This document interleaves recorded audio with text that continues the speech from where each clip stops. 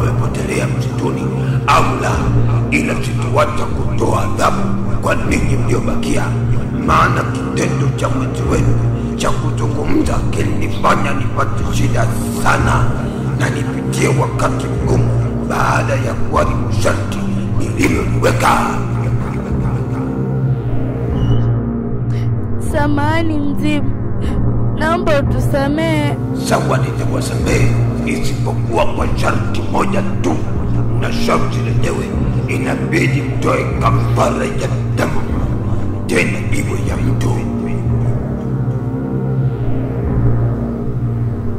Hapana mzee Mwaruke, tutapataje damu ya mtu na wakati miili yetu bado ni dhaifu, na isitoshe hatuwezi kufanya chochote kile kwa sasa. Hilo ndio sharti langu la mwisho, hivyo sitoweza kubadilisha, na mkishindwa basi nitatoa adhabu kali sana, tena zaidi ya sana.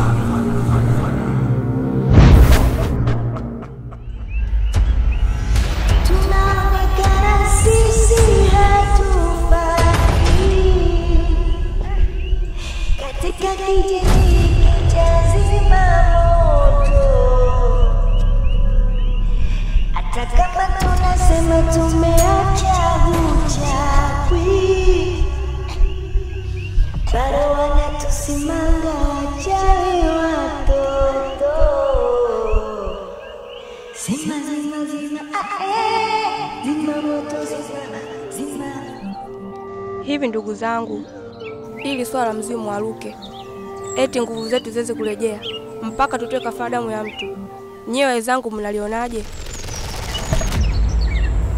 Hakuna njia badala ya kuepuka hili, lazima tufanye hivyo, maana haya yote umetendea wazazi wetu, hatuwezi kuepuka.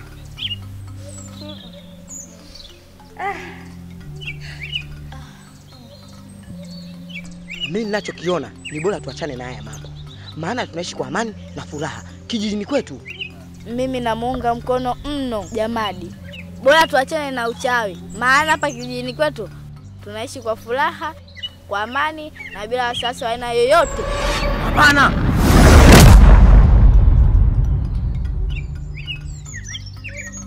Uchawi lazima uendelee. Kwa jinsi tunavyotukanika na kudharaulika katika kijiji Zimamoto, mimi naona bora uchawi uendelee, na ikiwezekana tuwakomeshe wote waliotudharau. Maana anasema Abdul ni kweli. Maana hata sisi wenyewe juzi tulisukuma kama watoto. Nini watoto nini? Fursa ni wewe.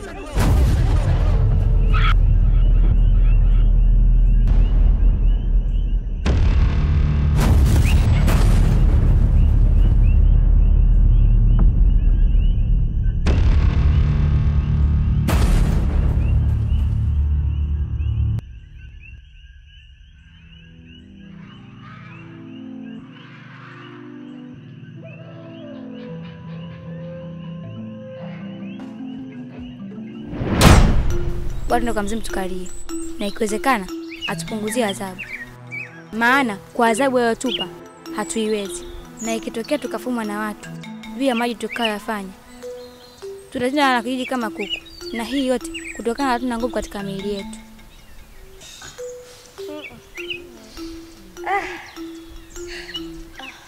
Anachokisema Maria ni kweli. Bora tunde kwa mzimu tukamwomba tupunguzie adhabu. Mimi ninachokiona siku mzuri iwe kesho kutwa, siku ya Jumanne. Sawa. Sawa.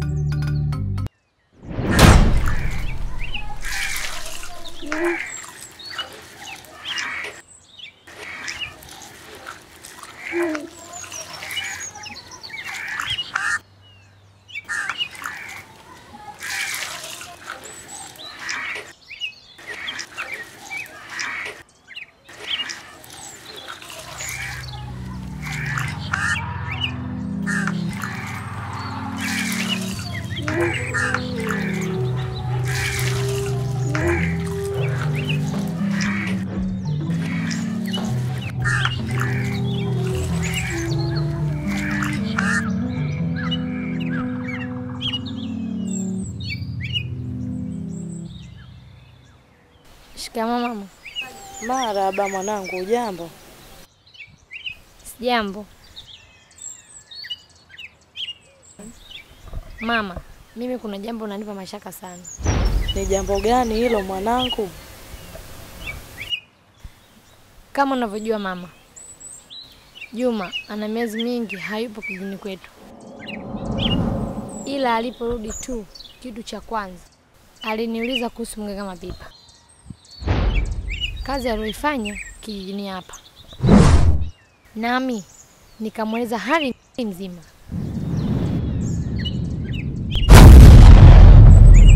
Na hata swala la mimi kung'oa katika mti. Na alichonichangaza zaidi, pale ambapo aliponiambia mganga Mapipa alifanya kazi mzuri, ila alisahau kumfunga mzimu Mwaruki. Swali ninalojiuliza, huyu mzimu Mwaruki ndio nani? Aha, hilo jina la mzimu Mwaruki sio geni masikioni mwangu. Kwani nakumbuka kati sisi tuko wadogo, wazazi wetu walikuwa na matatizo ya njaa. Mfano kama chakula na hata mvua kutonyesha katika kijiji chetu. Basi walikuwa wanakwenda na sisi katika mti mkubwa na kuanza kutambika kwa mzimu na kuomba mvua zinyeshe kwa wingi ili mazao yetu yapate kustawi. Kwa hiyo tulikuwa tunamuomba mzimu Mwaruki, tusaidie hiki, tusaidie kile, lakini zaidi ya hapo sifahamu chochote kile kuhusiana na mzimu huo. Du, ina maana huu mzimu upo hapa kijijini kwetu? Ndio, na ndio maana wazee wetu walikuwa wanaenda katika mti mkubwa kuomba. Na ishara huu mzimu hapa hapa kijijini kwetu.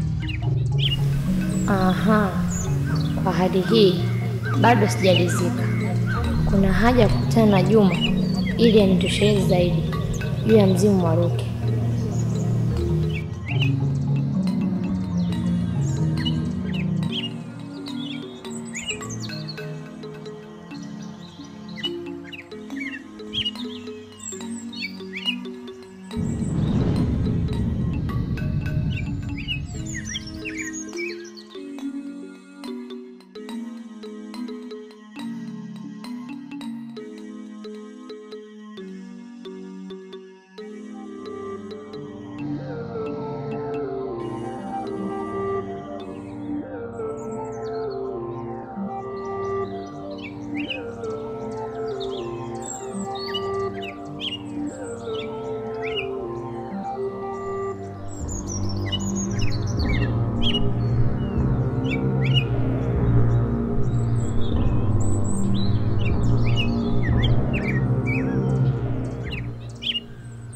Mzimu,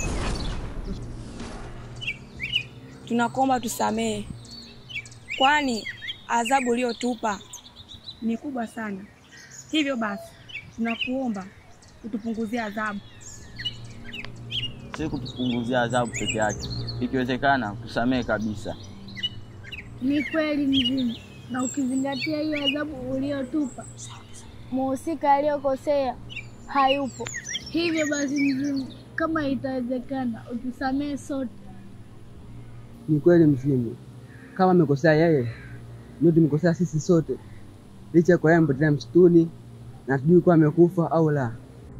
Ila ombi letu tunaomba usamehe sisi sote mzimu. Ni kweli mzimu, hakuna haja ya kumhukumu yeye peke yake, na hususan mpaka sasa hatujui kama yuko hai ama la. Hivyo basi tunaomba utusamehe. Mzimu, huo ndio ukweli wenyewe. Ila sema kitu basi asitupate amani ya mioyo yetu.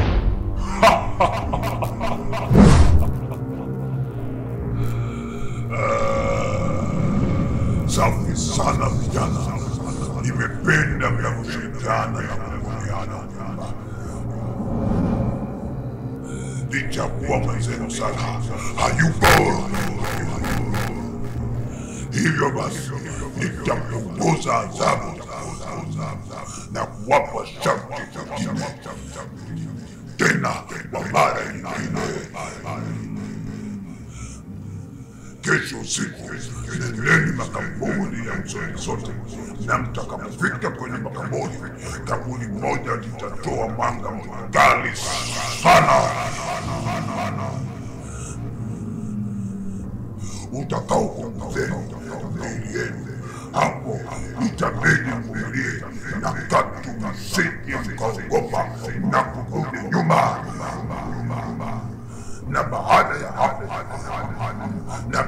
hapo kitatokea chungu chenye maji ndani yake. Chukueni hiko na mwanze kunawa usoni, na baada ya tukio hilo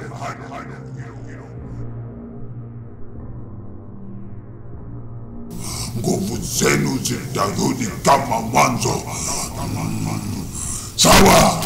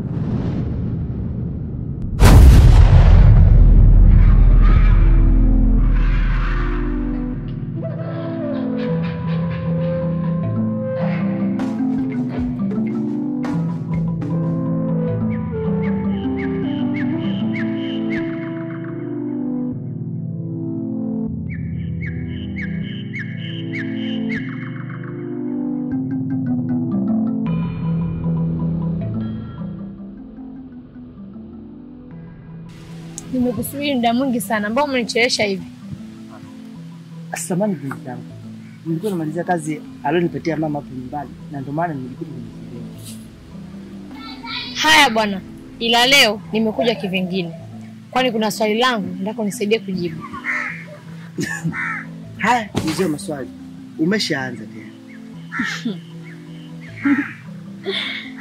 Nataka kujua huyo mzimu wa Ruke ndio nani? Na uliwezaje kumjua mzimu wa Ruke? Ina maana hilo swali bado lipo kichwani kwako mpaka leo? Ndio. Acha nikueleze. Ilikuwa hivi. Mwanangu, utulize kichwa kwenye kujifunza hapa na uelewe. Na ukija kuelewa mwanangu, watu wanatoboa na kazi ile. Wala usijali madam, nimetoka mwenyewe. Jamani odi. Mbotoni. Karibu Mbotoni. Odi ya pili. Karibu sana. Odi mganga mapipa. Karibu sana Mbotoni. Asante. Karibu sana. Asante. Asante. Asante jamani, tumekaribia. Asante. Allahu akbar. Allah. Aya. Ai. Oi. Hey. Za siku. Salama kabisa Mbotoni. Habari za safari? Nzuri. Habari za hapa? Wallahi salama. Za siku nyingi. Tunashukuru Mwenyezi Mungu. Karibu. Huwezi amini mganga mapipa. Ndio. Nimepata sifa zako muda mrefu sana. Kupitia kazi yako ya kwanza uliifanya kijiji cha Zimamoto. Ndio. Kwa kweli nimevutiwa sana kupitia kazi hii. Ndio. Sifa zako zimenifanya mpaka hivi sasa mwanangu Juma yuko tayari kujifunza uganga. Na yawe kama wewe.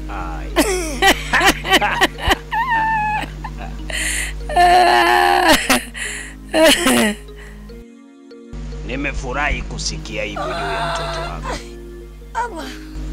Je, wewe kama mzazi uko tayari mtoto wako huyu ajifunze uganga? Mimi kwa upande wangu sina shaka kupitia hilo.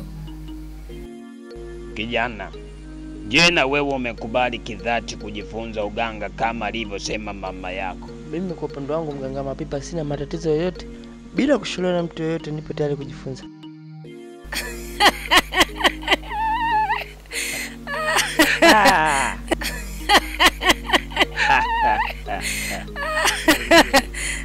Sawa, mimi nimelielewa na nimelipokea hilo.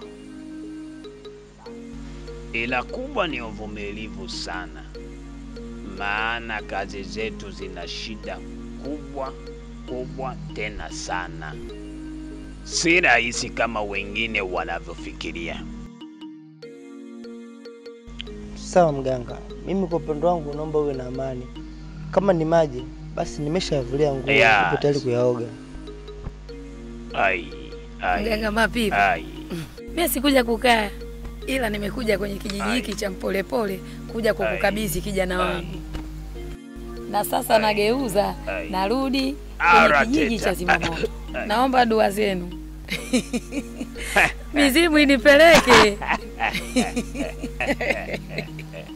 Sawa, ila utaniachia kijana wako hapa takriban miezi 7. Hapo sasa ndiyo nitamruhusu aje kukutembelea kijijini kwenu.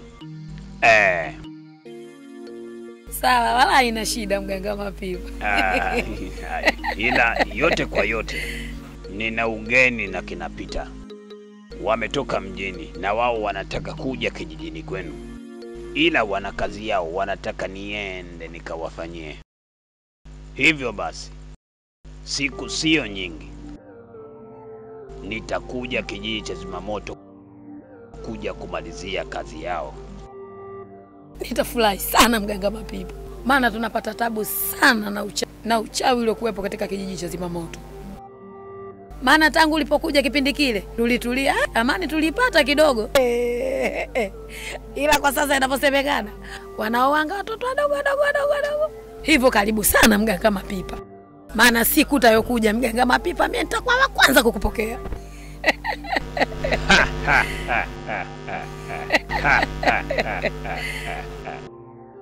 Wala usijali, yatakwisha hayo. Hai mama wewe, mama yeye. Ai mama wewe, mama yeye. Ai mama oh, mama yeye. Hai mama yeye, mama oh. Ai, aratata.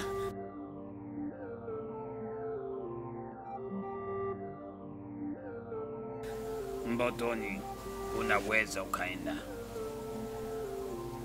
Yaani mama atagi vituko vyake. Hapana, nilivutiwa sana na nyimbo zake za asili.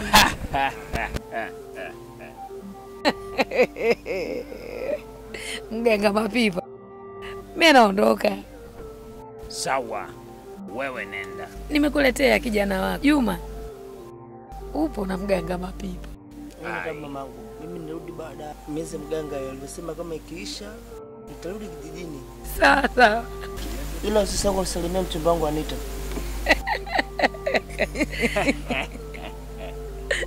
Ana mchumba wake. Sawa.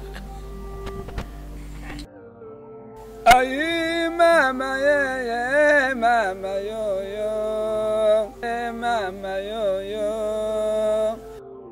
Ai mama yeye, mama yoyo. Unaweza ukaenda Mbotoni. Kila laheri.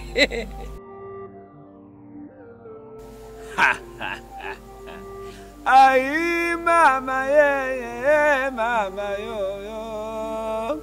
Ai mama ajabu. Mama yoyo. Ai mama yeye, mama yoyo. Ai mama yeye, mama yoyo. Ai mama yeye, mama yoyo.